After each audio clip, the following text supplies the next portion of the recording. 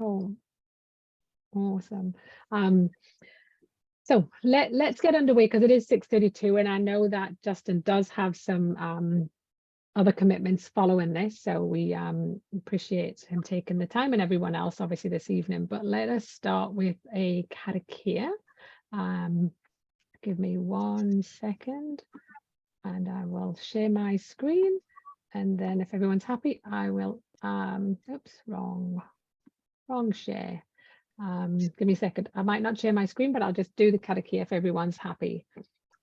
Awesome. He karakia te matanga.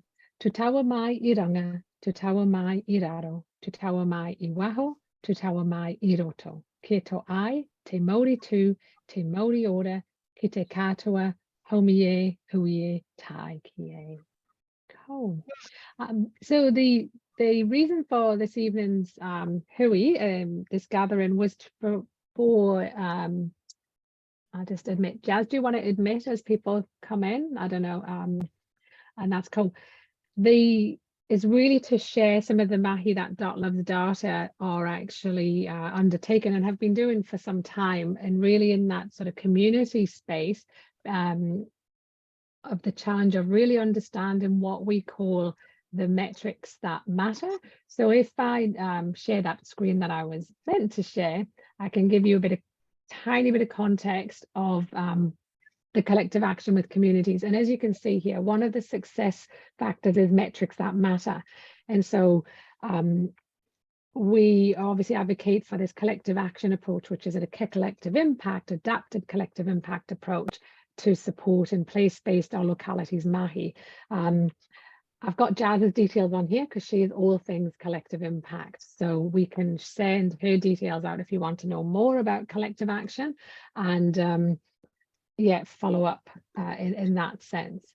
But really just in why we are really focusing in on the work of Dot Loves Data is because we do think it's fit for purpose for the here and now to support us in our decision making, to support communities and where the gaps are, etc. So I'm conscious that obviously a number of you got cameras off. That's absolutely fine in terms of time of day. What would be nice is if everyone was to just put in the chat where they're from and you know, who they are, where they're from, and maybe just how you're feeling this evening, you know.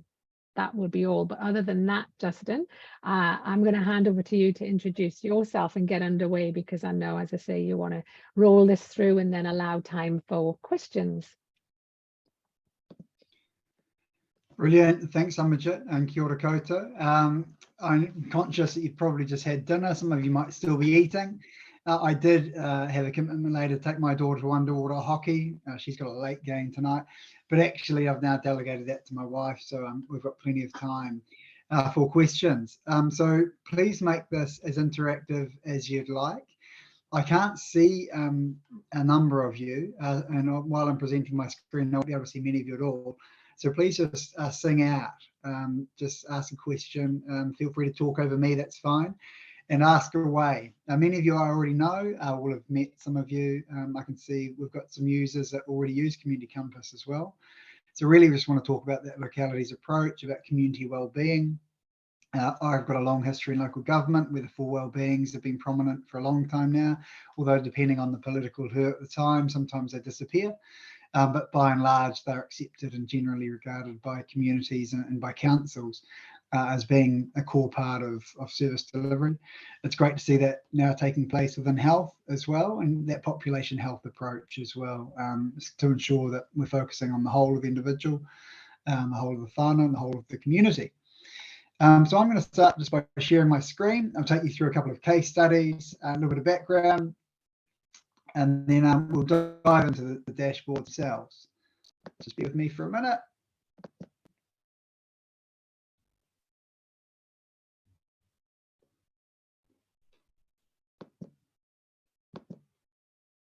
Great, just checking you can all see that okay. Great, sing out if you can't. Just in terms of the localities approach, a little bit about Dot. I put this up really because it's almost dessert time and we like cookies, but the people I work with are all hardcore data scientists, PhD level researchers and the likes of astrophysics, anthropology, statistics, data science, and a few other things. Why is it important what they do? Well, first of all, they bring together this complex data sets. Community Compass, for example, has upwards of 75 data sets in it, sometimes processing millions of rows of code. But we want to make it accessible, so intuitive, accessible, and really easy for anybody to use, regardless of your ability. So we try to make our tools a bit like a website where you point and click. But we also have the raw data that sits in behind for bespoke analysis and for other data scientists as well. We work with a whole range of groups, about 40 councils all up, about 8 different PHOs, I think. Te Whatu Water's a client, a whole range of government organisations, and we work within the private sector as well. And just recently, it's probably important to point out, we were acquired by ANZ Bank, so we're powered by ANZ. We still operate independently as Loves Data, but they decided they needed a bit more of a data focus. They're one of the largest, or the largest in Australasia banking entity, and now they own us as well. But it has no bearing at all on the work we do. In terms of localities, you'll be well familiar with this, and you'll have, in your day-to-day work will be across it. But there are currently 12 localities in existence. By 2024, they should be rolled out across the entire country. Just a couple of important points there. Locally led with a population health approach. Importantly, with shared administration and systems across providers, and in particular here, what I want to focus on, shared data intelligence. And that over time, you'll develop your 3-year locality plan. Some of you have been working with to help you do so, and sing out if you do need any help in the future. I want to focus a little bit here on the Impact Collective. And some of you may well know what the Impact Collective is and what it does. And it's being led on the ground by Steve Carey, he's actually been seconded into Health NZ Te Whatu Ora. But he works still back with the Impact Collective. It was commissioned initially by Whanganui DHB and brings together, I think now in total, 8 territorial authorities spanning from Horowhenua, Tararua, Manawatu District, up to Ruapehu District in the central part of the North Island. And that's actually quite important, and that's a distinctive point because the central part of the North Island tends to be some of the more deprived communities in New Zealand and need some assistance. So they actually kicked this off with their own locality project before Te Whatu Ora itself came into existence, when the DHBs were still around and existed. We produced for them a community equity and wellbeing profile, which dovetailed with qualitative analysis that they've done internally with their own team. So doing a series of interviews with each individual community. The profiles have now been completed for Whanganui, Wharangatike, Ruapehu is currently underway, and we'll finalise that within the next approximately 8 to 10 weeks. And we've been measuring these community equity and wellbeing profiles against the UN Sustainable Development Goals, the 17 goals that they have, and the New Zealand Living Standards Framework and a whānau ora community approach as well. So taking into account the 4 capitals of government, but most importantly, matched against the UN Sustainable Development Goals. What is wanted from the data? So I mentioned before, we will analyse upwards of 70 metrics. We scanned about 140 metrics on behalf of the Impact Collective. And it was really important for us to get some consistent measures. So the data had to represent the range of demographics. So obviously, importantly, Ngāti Pākehā, Māori, Pacifica, Asian and other communities as well, by sex, by ethnicity, and looking at disability status too. We wanted to make sure that it wasn't scaled down from national statistics, because that's one thing New Zealand does really well with Stats NZ, collecting at a national level, and much of that information is available publicly. What we're not so good at is getting that local and community focused data that goes sub-national but also sub-regional, because when we look at a place like Ruapehu District, Taumaranui is very, very different from Waiuru, which is again quite different from Oakune. And even 10 minutes down the road, Maratahi, for anyone that's been there, you'll know that it's quite different from Oakune itself again.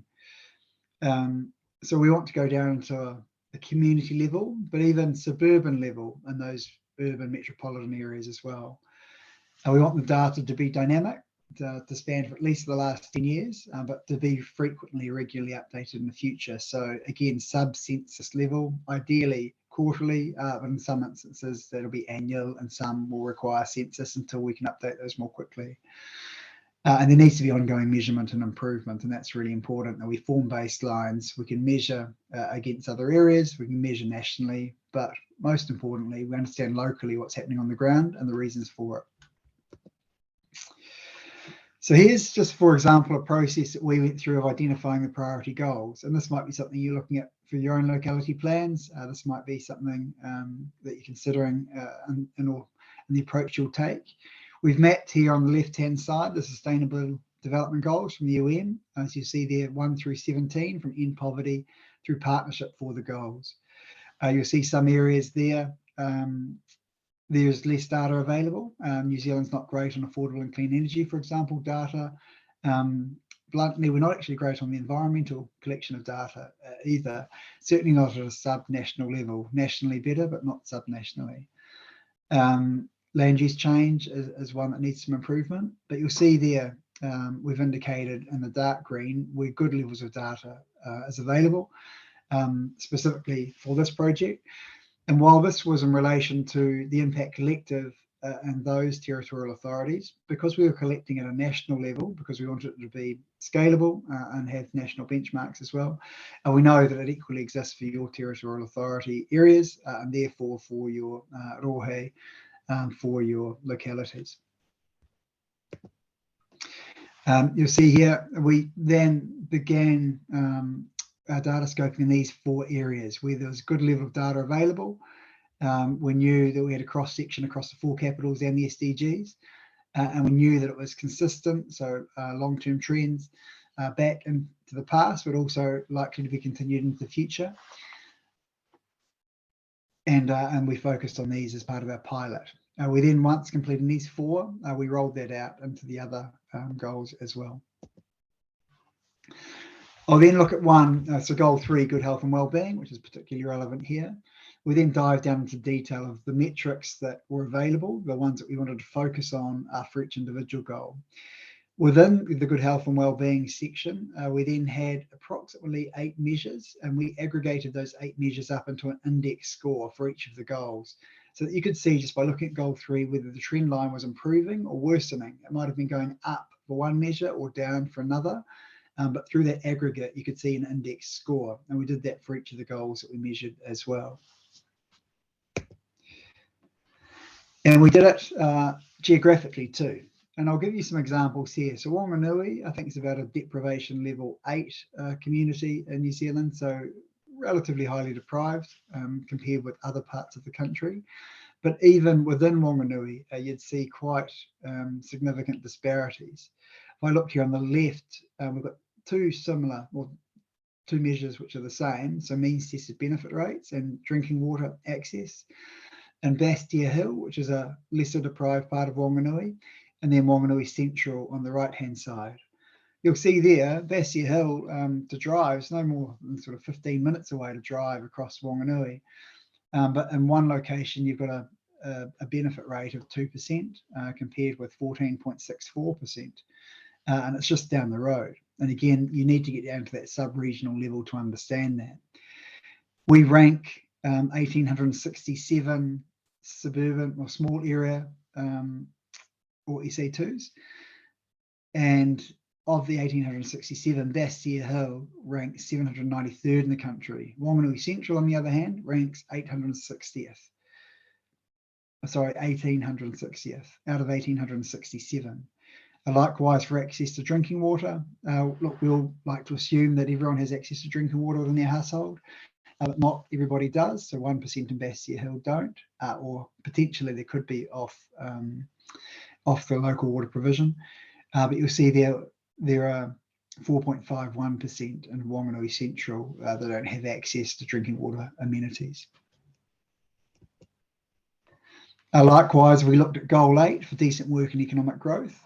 Again, we're talking about a 15-minute drive across a relatively small town.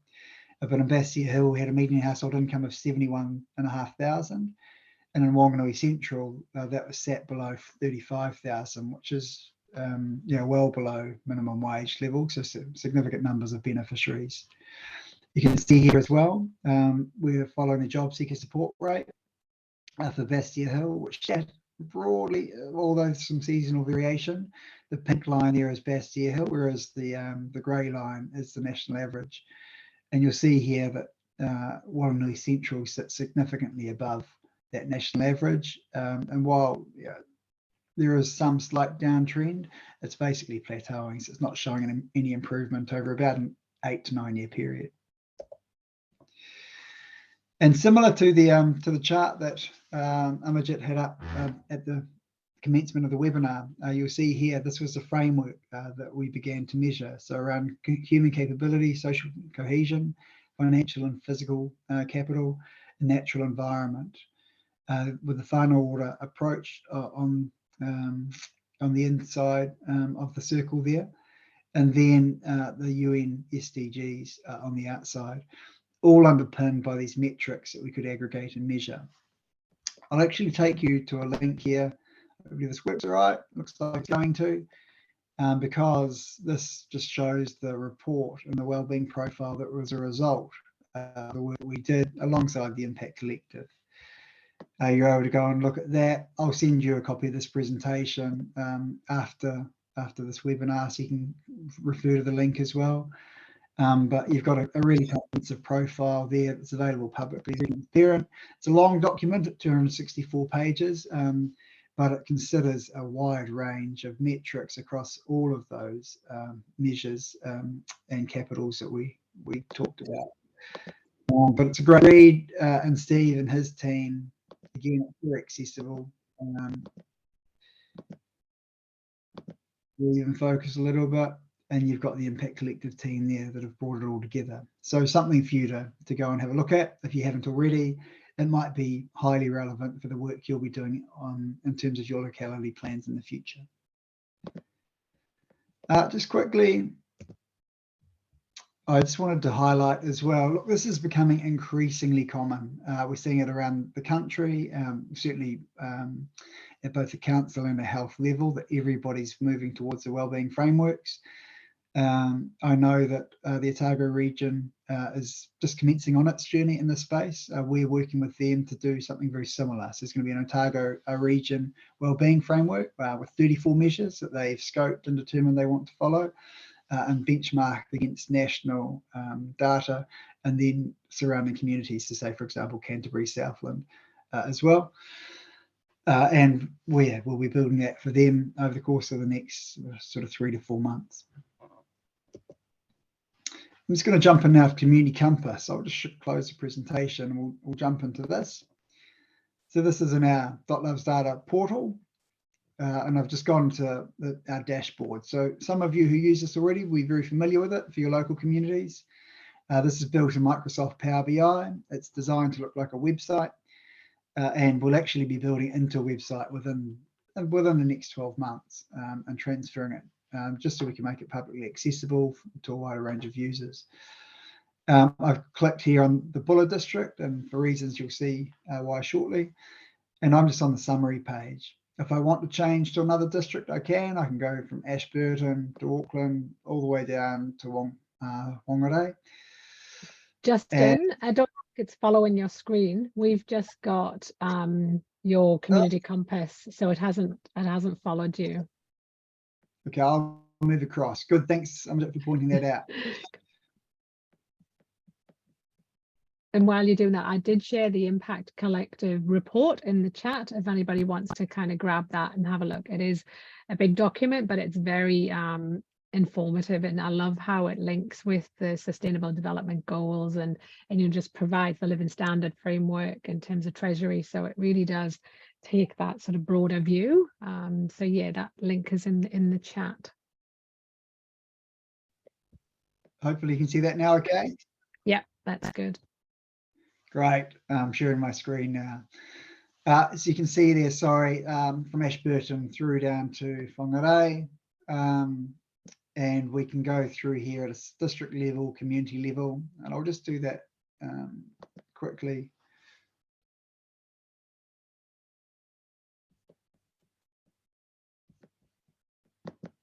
it might have timed out on me while I was speaking.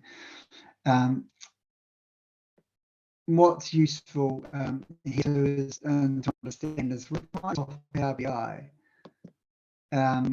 it's an extensible platform. We can add in any data set we want. It obviously takes some time to do that. And again, we want to make sure we've got consistent time series for the entire country. But there's nothing to stop me adding in another pillar, whatever that may be, or what measures are within that. I might just go through the other screen and show you something else in the meantime, because it might have timed out while I was chatting. So I'll have to refresh that page.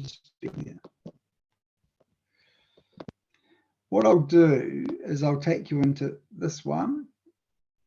Hopefully it hasn't timed out as well. Oh, there we go. I'll take you into our dynamic deprivation index first, and just show you again an example of why it's important to measure things dynamically, and why it's important to look at deprivation at a local level and to measure change over time. So you'll see here, I've gone to the Bulla district, and if anyone works on the West Coast or is familiar with health funding in Bulla and surrounds Westland and Grey, correct me if I'm wrong, but the last time we checked, public health funding was still at the 2013 census level and hadn't been updated. And that was, I think, 6 months ago now. So if it's been updated since, please let me know. But you can see here that when Bulla in 2013 from that census, their deprivation levels were on a par with the national average. They've subsequently dropped 23 rankings nationally. So they've gone from being about 30th or 33rd in the country to being 60th now. So this is ranked 60th out of 67 territorial authorities. Whereas half of each one of these quadrants represents 1% of the population. Half used to be blue and half was red. Blue being affluent or less deprived communities, and red being more deprived communities. Now it's all red. No communities within Bulla, although individuals and households will be welfare from time to time, no communities in their entirety sit below 5. So they're all highly deprived. And you can see just how it's taken off here in terms of those deprivation levels. It's plateaued then a few years in between, but just recently, and this is probably a result of COVID and the impacts of a lack of tourism on the West Coast as well, it started spiking up again. Now, this isn't just a phenomenon that afflicts Bulla. I'll just measure the change here, which we can go back from 2013 to compare that up to December 2022. And you'll see that this will update here on this heat map of New Zealand. And you'll see that these areas in red, they're not necessarily the more deprived or most deprived communities, but they're changing very quickly. So Clutha District, for example, Gore District, even Southland District, very prominent on the West Coast and some other areas within the South Island. And there's a couple of factors for that. You're seeing an increased urbanisation of New Zealand's population, greater centralisation or corporatisation, I guess you'd say, of dairy farms, larger land holdings, fewer people on the farms themselves, therefore fewer jobs, probably a large centralisation of the income from those farms, and automation, meaning that there are fewer requirements for people on those farms as well. As we've transitioned from, sheep numbers have dropped, for example, the number of shearers in employment, just one example, has dropped off significantly. You're seeing, however, correspondingly, a much greater gentrification of the urban population surrounding the large metropolitan areas, and in particular, Auckland and Wellington. That will be heightened as a result of COVID and remote working, because now people can work wherever they want. And just even today, I was talking to a colleague who's just left Wellington. He's now living in Wanaka. He was catching up with another friend of ours from Wellington who also lives in Wanaka. And it's happening all over the show. A lot of people, certainly of my age, are moving down with their children to Central Otago, Dunedin, Christchurch, the Wairarapa, Waikato, Whangarei, Hauraki, all of these areas, and we'll see it more. And just to prove that point, if we go and have a look at the change level that we've seen in some of those places, heightened ones, anyone want to hazard a guess that's seen the most significant gentrification in the country over the last 8 years? Sing out, because I can't see you, or type it in. Anyone want to guess? Kitty. Kitty, up there. Not quite the highest, but it is up there. It's actually Masterton District and the Wairarapa. And that's largely a whole lot of Wellingtonians moving further afield. Now you can see here, Masterton had quite high levels of deprivation, largely agricultural based services community. Now you're seeing a lot of retirees, a lot of people that are working remotely, catching the train into work to Wellington, or not even, just basing themselves remotely over there full time, might come in 1 day, 2 days a week. And you've seen it's come down well below the national average now and improving. So good for them. Another example is slightly further north, but again, not too far from Auckland. And this one we'll probably all know well. We've seen some of the change. So it's hard to think that Tauranga was sat on the national average in 2013. Now one of the more affluent and certainly less deprived parts of New Zealand. You see that significant improvement over the last 8 years or so as well. I expect someone like Whakatane will improve on a similar trajectory over the coming 5 to 8 years as people are forced out of Tauranga as it becomes more expensive and they move further down the line. But it's less great story for the South Island, where we see here one of the other impacts around resource and energy. So traditionally these communities have been underpinned by coal, coal mining, coal deposits, oil extraction, and that's falling by the wayside due to a changing society. I'm just going to jump back into Community Compass. Any questions about that you've seen so far?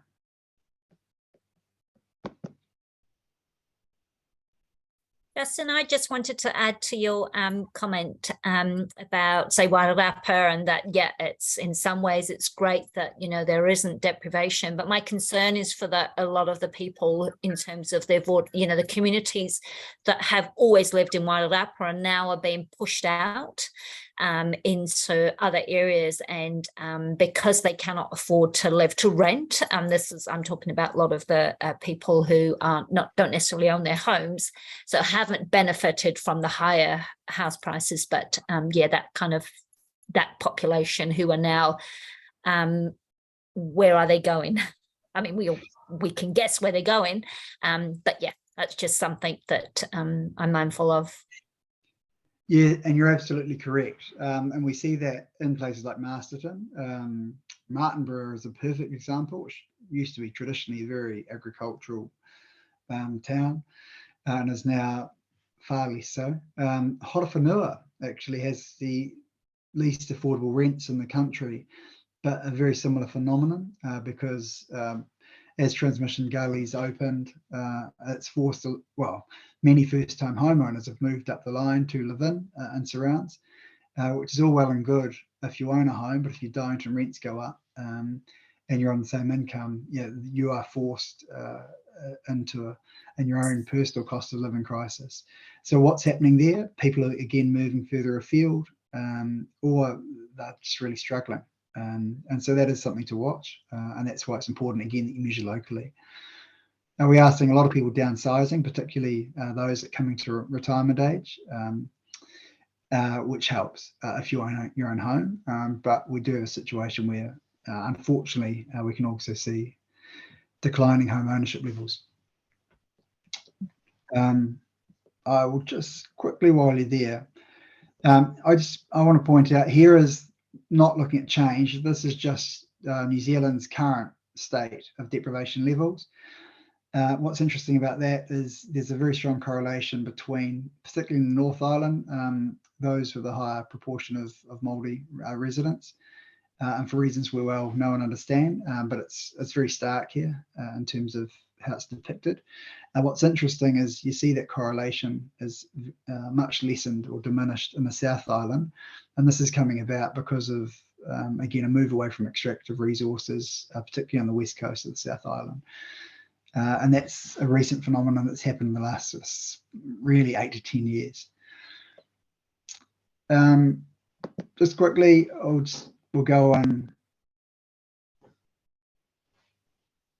and have some of the reasons why these things happen. We compare between total and I'll go through that group of 4 variables of 12 here. Again, if you take differently, we had I think there's as many as 70 users who aggregated down to 17 goals and created an index for each. And apologies for the delay. There's a lot of data sitting behind this when you're sharing it sometimes on Zoom. It just likes to take its time.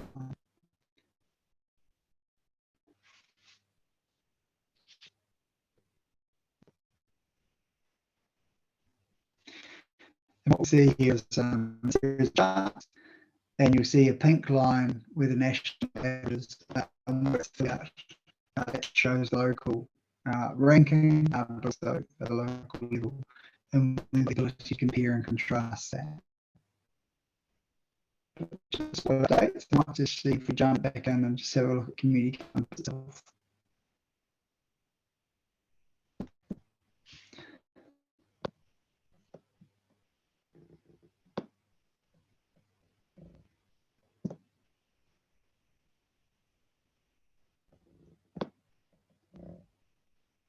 There you go. Okay, I'm just going to dive back in. Cool. And while you're doing that, Justin, just to I noticed in the chat, Damon from Well South had put on that he's a .loves data customer, and there's probably a couple of others, and we certainly know that, as you say, there are 8 PHOs. So I think more and more has been more and more PHOs and organizations are seeing the value in this. One of the questions, and you can answer it later, is obviously you have it down to TLA, sort of local authority boundaries, but at what point in the future do we get it recrafted to either iwi Māori partnership boundaries or the locality boundaries, I guess, is something we've talked about, because that will be useful for you know, the localities work and everything that is happening with the health reforms. Yeah, I will. It's a good question, Amarjit. In terms of the localities, well, it depend on the creation of the locality. So that won't be between, before 2024. We can, as soon as shape files for each individual one, and they'll be determined by Te Whatu Ora, we can build to those boundaries. And that's why in these we do it at the territorial authority level and also at the SA2 level. And the dynamic relation index, we do it at the TPK region and 3 sub levels. We can do it for community board areas and areas too. For iwi boundaries, the slightly more difficult one, but I will show you something that we have created already. Is that the more difficult aspect of it is that data is not collected at an iwi level currently in New Zealand.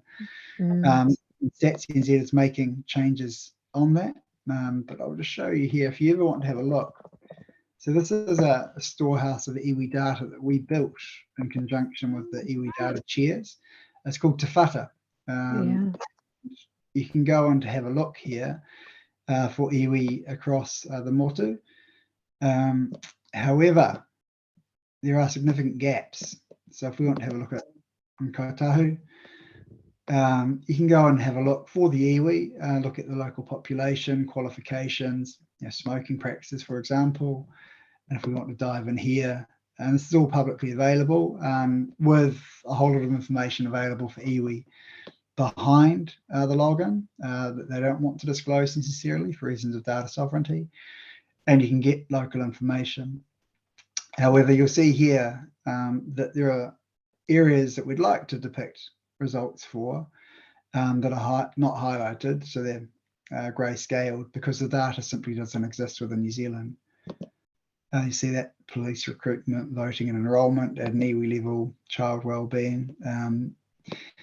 And we, together with the iwi data chairs, determined that we still wanted to depict this information because it's important to also almost highlight the fact of these data deficits for Māori and certainly for iwi. They simply don't exist. Look, we don't have figures around child poverty based on iwi boundaries in New Zealand, consumption, government support, deprivation. Doesn't exist as an official statistic for iwi boundaries. So there's a lot more work to be done, but it's a good question. Justin, sorry, I've got a quick question. Yeah. Just on that, Te Whata, I was just really intrigued that where it had child wellbeing, it had contacts and uplifts. Is that a measure of child wellbeing? Who comes up with those measures? Not necessarily a positive aspect of wellbeing, more a negative one. Hopefully the declining statistic. But yeah, again, that was a measure that was important to the iwi data chairs that they wanted to highlight. And depending on the iwi, though, you can hide those. You don't have to display them publicly. So they determine which ones are shown publicly and which ones sit behind the logins too. So are those measures, sorry, just to clarify, that the iwis have determined that this is what will inform us around that measure? Or is it what? Who's come up with those? So the iwi data chairs have come up with the measures. So iwi chairs on behalf of all iwi across the country. But then each individual iwi will determine for their rohe what they want to show. So we collect the whole and then they determine what they want to display on the public facing website. They can hide everything if they want, or they can show everything, or they can go through of the, let's say there are 80 or 90 metrics, they can show 60 of them and keep 20 of them behind the curtains. It's up to them. And we've built it that way that they could self-determine what was important for them and what they wanted to showcase. Okay, thanks. I'll just show a couple of metrics within Community Compass itself. The deprivation one is here. What we did with Community Compass is before we had a series of dashboards, and the feedback we got from people, wouldn't it be great to see this all in one place? So we put it all in one place. So here we're looking at education. We can look down at the school level. You can break down school sector by co-ed, single sex, or the type of school. You can look at it by gender. You can look at it by ethnicity as well. We're looking at exclusion rates at the moment, but you might want to look at something else. NCA level attainment for level 1, 2, or 3. Stand down suspensions as well. And again, you can compare with national benchmarks. If you don't want to look at the school level, you can take it up to your district or a range of different options to look at. I look at this all the time myself. I went to Southland Boys High School in Invercargill. Mate Damon, you're in at Boys High, I don't think. It might have been Verdun, but hailed from the deep south as well. I was staggered to find out that my former high school only had an NCA level 3 pass rate of 28%. So I'm sort of glad that I made it to university. Whereas we'll look at some other schools around the country. Girls typically perform better than boys. But there's a very, very strong correlation between deprivation levels and education outcomes. Housing be important for you. It was raised earlier just around increasing prices for rentals. And again, we can look at this district or the community level. You'll see there's a range of, just on the summary page, 9 metrics here that'll pop up shortly. And from its rental, length of time to number of years it takes to save for a deposit, which is unfortunately increasing. So I've just got to change this district so it'll pop up. And sorry, it's very slow just because we're sharing our screen on Zoom. It'd normally be instantaneous. I've just got to change the community so it matches up with Buller rather than Wellington. We'll look at the Buller coalfields.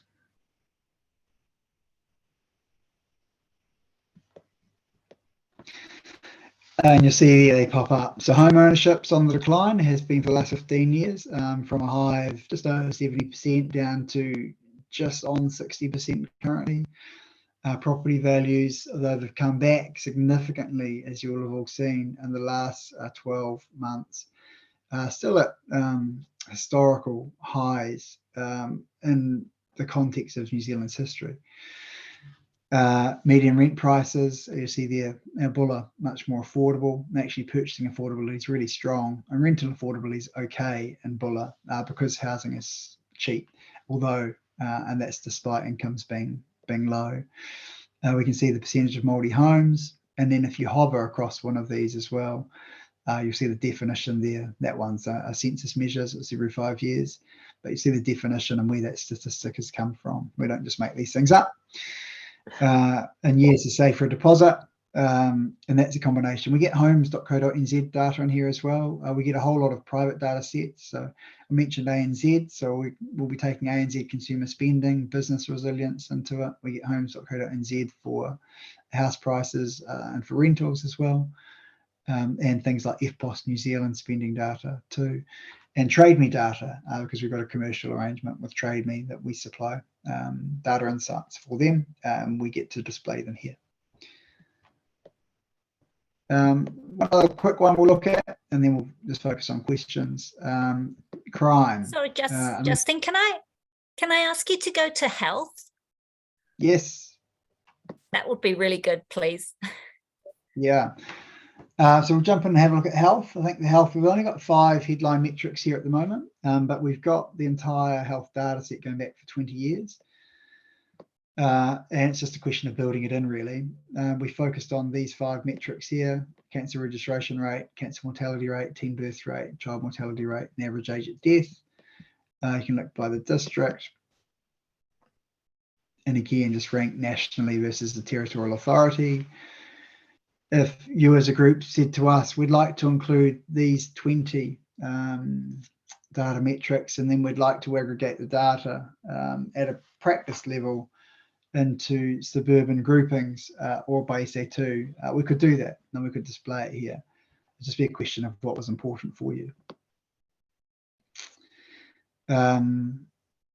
Here, for example, the average age at death. Again, you can break down if you want by population metric, from Asian through to Pacifica, and you can compare and contrast the whole country. Great, and just one final one I'll show you. We supply this information in this way to the New Zealand Police as well. It's their data, but they haven't built a tool like this to be able to display it in this fashion. This is one that's fascinating because we've gone and identified each victimisation across New Zealand for the last 5 years. You can just change the date period by moving the sliders across. But if you want to look, for example, by community, by district, by community, and for any individual crime type, you can just go through and select and find out, say, for example, assaults. What's interesting and consistent that, again, the large proportion of victimisations tend to occur, less so in Bulla, but certainly in metropolitan areas in that period on a Saturday and Sunday morning between the hours of 12 a.m. to 3 a.m. And for you, you'll be well aware of the issues around alcohol consumption and, again, injuries, assaults, and hospitalisations and victimisations as well.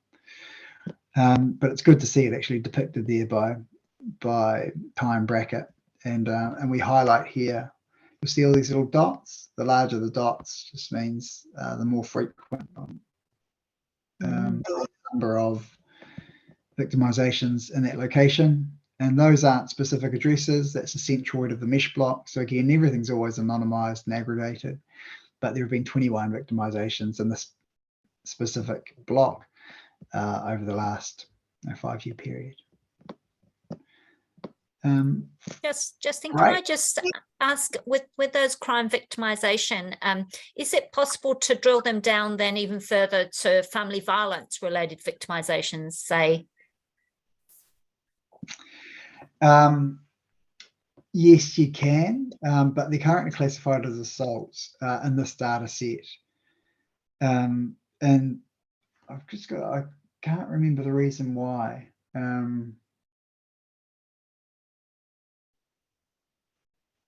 But yes, the information's available and we can display it. We have it here in this data set, but yeah, it's available. Thank you. There's certainly a lot of information in there, and there's certainly a lot of things happening across the sector. Obviously, Damon's put in the chat that Te Whatu Ora are also working in terms of, you know, data sets. I think Jean Fleming from Te Whatu Ora, Damon has said, is doing some work with stats around the spatial tool to support localities and also with IMPBs. I guess one of the things for our mahi in terms of the here and now and working with communities and supporting others to work with communities is to go, what have we got in terms of data right now that we can use to inform where the gaps are, where the inequities are? And that's one of the reasons why, in terms of seeing what's already being built from multiple data sets, that it's here and available. I'm certainly no analyst and don't profess to be expert at all in this area, but I am aware that we've got living standards frameworks and other open data sets that I kind of go, we need to make sense of this all and see what we can use in a way that, I guess, what we call metrics that matter, that will actually say, are we delivering the you know, on the aspirations of what matters to whānau in terms of if you take that collective action approach. So I don't know what the solution is. You've got people on this call tonight that are certainly experienced in the data space. So, you know, I'd love to hear the questions and just, you know, what maybe the vision is for our sector in terms of primary and community care.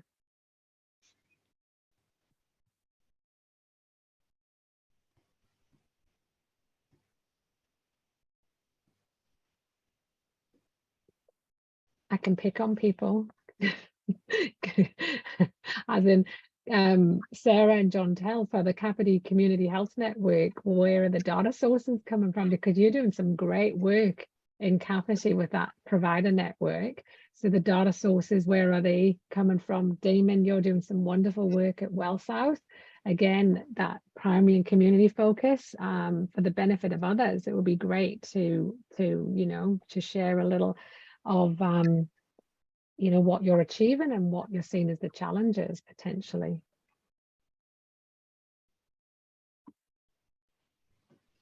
Kia ora koutou. Oh, sorry, no, Sarah. You go, Chantal. Okay. I can speak to this quite personally because recently I did a project looking at oral health in Kapiti and for whānau Māori, rangatahi, tamariki and adults, and the data it was really hard to be able to drill down to those specifics around oral health, and it was I mean that's pretty well known nationally anyway, but then we were looking at data from Wellington Regional Hospital, Keneperu, and PHO data, and just very hard to try and paint a picture using those different sources. So there's one example, but then something else that I feel personally really interested in is collating what you just said there, Amarjit, as well, is collating data based on the aspirations of whānau, and you know, a lot of our PHO data is looking at clinical indicators, which is great, but I would find it really cool to be collecting data that that really matters to whānau on a daily level. So yeah.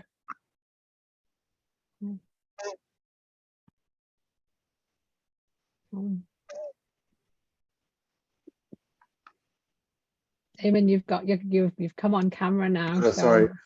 sorry, I've finished now, so I'm safe. Awesome. I think part of it too, Justin, is, and we talked about this, I think, when you were last down in Dunedin, and we probably no surprise, there's lots of data everywhere. That's not the issue there. We just need to make sure that it's known and created in a way that everybody can get the use of it. So that's one part, and this sort of comes back to the data sharing question that, you know, as long as I've been in the health, which is only just almost 2 years, time goes in having fun. It's always been that central call of how do we get the sharing of data between organisations that collect it, to be using it, and then to displaying it and to actually be sort of utilising it and analysing it. So that's one whole big question that I think still lingers around a lot, particularly when you talk to those in Te Whatu Ora, and, you know, how do you get to the sources.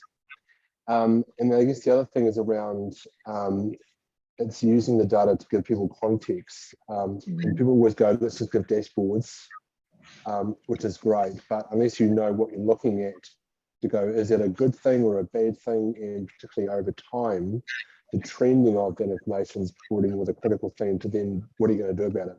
You can see it trending the wrong way. What are the social determinants that we need to change, or what are the new policies we need to put into place to make those things to stop that trend? And that's what I think probably frustrates me the most, is that there's a lot of mahi goes on between all those different organisations, and within organisations, we're just not that good at sharing between each other. So I co-chair the GPNZ Data and Digital Hui, and I'm a bit of I bang on a lot about, if we're doing it in one organisation, we should be doing it across all of them, because we're not in competition with each other, and we're a country of 5 million people. So we've got to try and get to sharing mode, as opposed to doing bespoke, localized things, which are important locally, but need to be used at a national layer, because that's where the Te Whatu Ora money and Te Aka Whāora money gets driven by, from the commissioning level. So it's just how we sort of bring it all together into a conversation, rather than, you know, segments. Yeah. Claudia, you've got your hand up. Sorry, operator error. I'm on mute. Just to talk of what Damon said, and the other important consideration, I think, is how do we share this data with our communities? Because actually there's a community activation focus here that, you know, people will get activated around things that are happening to their communities, in their communities, and the locality approach is supposed to support that. So how do we then, to further Damon's point, how do we then take that out into community to get them activated? Because there's a lot of community strength there that I don't think has necessarily been recognised well in the traditional model of how we deliver services into community. And I do think that is the challenge. We had a group of students last year who we got a license for .liv's data, and we said, go analyze for a particular rohi some of the metrics that matter in a particular context, and let's display it in a way that community would be able to resonate and understand. And one of the things we advocate as part of our mahi of collective action is supporting sort of initiatives like data walks, you know, and so that means sharing the data directly with community and actually facilitating that piece of understanding. And you're smart people in our communities, you know, they really need to see the data public facing to then go, is this what's happening in my rohi? And therefore, how do we want to, you know, activate the change, as well as the system supporting communities to do that? So there's a lot of work going on. I agree, Damon, a lot. It just needs to be joined up, but we need a little bit of a what's good enough for now? What can we use now for our communities, for our localities, for our community organizations? That's really what we've got to do. What's good enough for now? And let's build something wonderful later, and, you know, keep it in the pipeline, but the here and now is what's important. So yeah, it's a minefield. So I'd look to the experts to say, help us to solve it. And Jazz has got a I would- hand up. I was just going to Tautoko, exactly as you're saying. I think it's a great tool to begin the dialogue. Okay, this is what we have. Does it resonate? Did you know this?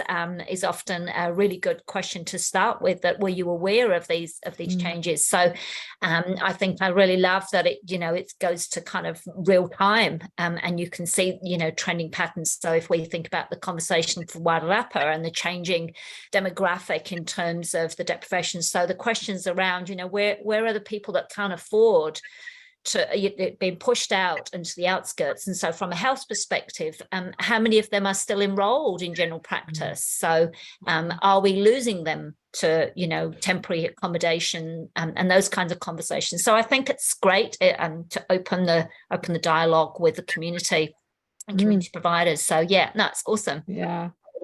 Cool. I'm conscious of time, so just keen to get any final questions, but also Justin, in terms of any particular extra comments as well from your point of view. Look, I just think it's a fascinating time in the health sector. There's lots of change. I couldn't agree with you more, Damon, just around having a central platform that everybody can access. There don't need to be different platforms for different localities. There needs to be greater coordination. Couldn't agree with you more. And not just for health, to be honest, across government sectors in its entirety. We see it again and again and again, different platforms being built, often left to die, or just not having the ability for MSD to see health data, to see police data, and get the insights that would help with them with their work. So the more we can encourage Jean and her team to do so, I mean, they're doing a really good job. You've always got the constraints of money and time, but yeah, the total of what you're saying. Cool. If there's no final comments, I think we'll respect the timeline, and we'll do a closing karakia, and we will send out Justin's details if anybody wants to follow up, and also share the presentation, etc. And just as you say, awareness is everything in terms of what's available. So if everyone's happy, I shall do a closing karakia, unless anyone else would like to do it. I won't take for granted that. Yeah, happy to. Cool. He karakia whakamutanga. Kia horo te marino, kia whakapapa pōnā mo te moana, kia teri ka rohi e mua e tō huarahi.